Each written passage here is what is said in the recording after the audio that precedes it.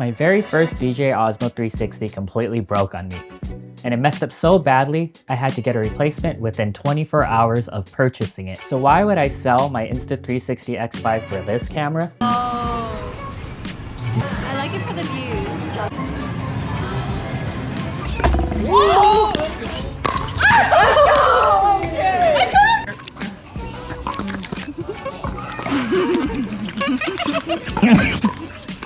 And why do I still not regret it? The answer isn't that the Osmo is better in every single way, because it really isn't. Better, like the Insta360, Yeah. Because it gives you room to hold the camera. Oh, when it's wide and when it's short wide and like short, this. it's like I feel like I'm gonna touch the screen by accident, or I'm gonna touch the lens. Yeah. Dang. So I kind of like the X5. the X5's form factor, man. More comfortable to like hold. Oh, I just like how cute this one looks. It's like a little square. Yeah, I do like how much smaller and lighter it is. It fits my setup better, and I was willing to take the gamble that DJI will keep improving the user experience. Most people use a 360 camera for action adventure sports. But that's not me. I'm not surfing, I'm not skiing, and I'm not strapping cameras to my helmet. I wanted something smaller, lighter, and easier to fit into everyday shooting. That's what pushed me to sell the X5 and try the Osmo. At first I thought I would miss the X5 because I carried it everywhere. But what surprised me was how quickly it clicked into my setup. It's a camera that helps me document both my work and life. I don't use it for extreme sports, but I do use it for everyday things like filming while I'm out trying new food, setting it down while I take a break, walking around the city, or even shooting some casual street photography. I'll even attach it to my main camera rig to grab an alternative POV. That way, I get a natural B-roll that adds pacing and fresh angles to my edit. And then it's just a long form on this 360. Yeah. And then I just like shoot shit and talk about why I shoot shit. Like I shot that one because I like the frame between this and she's in the light, you know? Oh wow, yeah.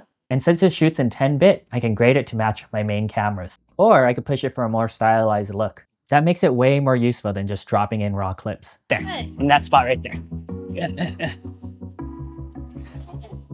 Shoot through the trees. Boom. Get the people. Shoot video. Ooh, look at that shadow on them. Oh, now I want to be in that shadow. Okay, go. I'll see you later. Look at that shot. See?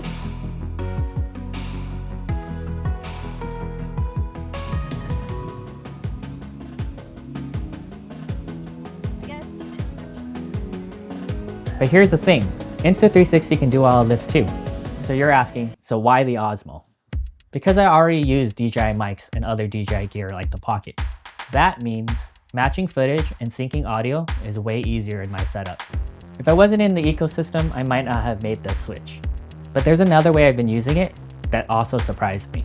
So one of my favorite uses is in the car actually. I keep a small rig clamp mounted to my rear view mirror that has a quick release on it. So I can pop the Osmo on and off for a quick dash cam. But this comes with a twist. Since it's a 360 cam, I can flip it around and post for a talking head of me and my partner. Pretty cool. You get to start and stop recording with this button. You just click it and it starts to stop recording. And I'm always gonna want good audio, so I'm always gonna have this on me. This is the 8th time I've said this. And because it connects wirelessly to the DJI mics, it's effortless. It feels like a video voice memo. I just hit record, say what I'm thinking, and later those clips slip into a bigger story. It makes vlogging and documenting a little less intimidating. It's like, you know how like people carry around a little tape recorder? And they're like, note to self, blah, blah, blah, blah, blah, blah, blah. And then they'll click it. It's kind of like having that. The form factor is the same too. So when I'm out in public, a big camera setup makes people stare. And it pulls me out of the moment. The Osmo 360 is so small and discreet that nobody actually really notices it. That lets me capture real reactions and moments without intruding. It looks newer than the last time. Than the... Ah! Dang, dude, it yelled at me. Oh, you're good. It said back up. No, it said stop. I didn't see back up. Oh, I saw back up in the beginning. Oh. No, I just saw stop. Oh yeah, these lights. Vlogging can sometimes feel like a selfish act. You're putting people on camera that may not want to be there. But with something this tiny, I don't feel like I'm intruding or bothering anyone. More importantly, instead of worrying about the camera angles or my audio, I can just set it down or even handhold it, and it captures everything around me. I can genuinely live the experience, record my reactions and the people around me, and later piece together the story. When it choke harder. Wow. I didn't know we were racing. Look at how much adventuring I'm doing right now. This is why I'll never break my lens. Wow. I don't Kind of fit. It's pretty straightforward.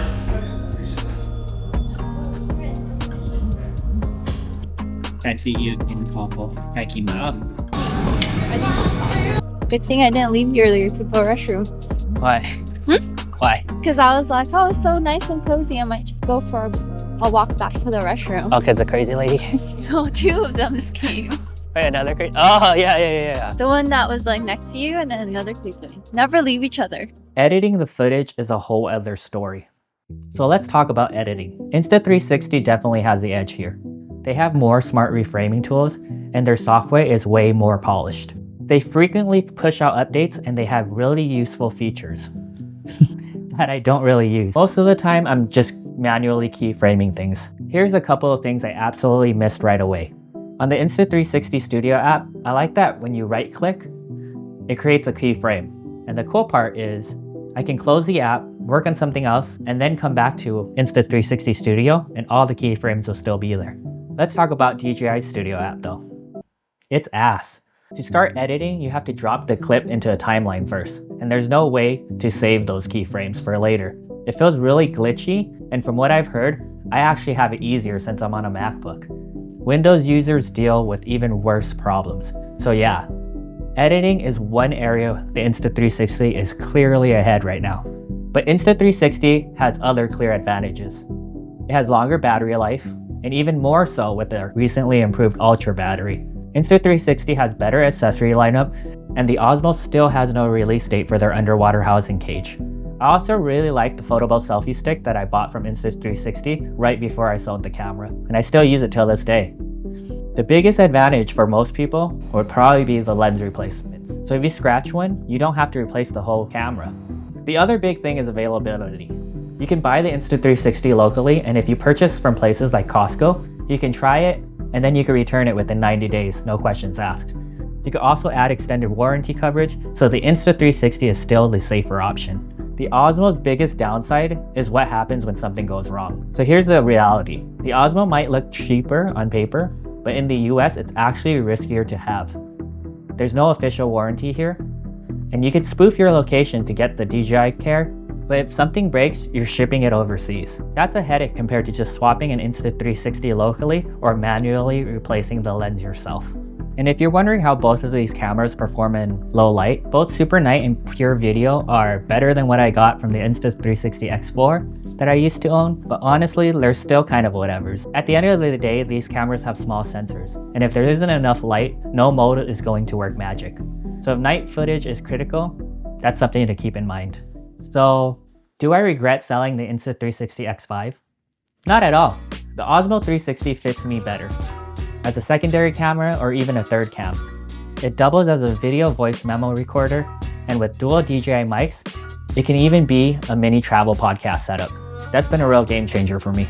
It's a camera that helps me capture thoughts and moments I'd otherwise lose. To reiterate, aside from connecting two microphones, Insta360 can do most of these things too. The real difference is fit.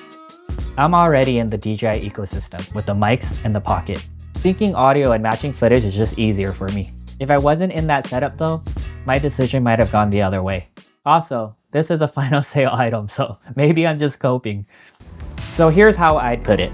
Insta360 if you want a mature accessory lineup and a more polished software. You can choose the Osmo 360 if you're using it as a secondary or third camera, and you're already in the DJI ecosystem, and you're using their mics or any of their other cameras. Also, if you're willing to take the gamble that DJI will keep improving the user experience with firmware updates and new accessories. For me, I've been enjoying the camera so far. And that gamble has been worth it already. And hey, If you're thinking of picking up either of these cameras, I got affiliate links down below. It doesn't cost you anything extra, but it helps me out a ton. And it lets me keep making videos like this. And if you found this useful, make sure to follow along. My next video is going to be a short one about my favorite magnetic mounts and the accessories I use to make my shooting experience seamless. It's simple stuff, but it makes a huge difference. Now I want to know, are you Team Insta360 or Team Osmo? Or are you waiting for the GoPro to drop their 360 camera? Drop a comment down below because I'd like to hear your take. Thanks for watching.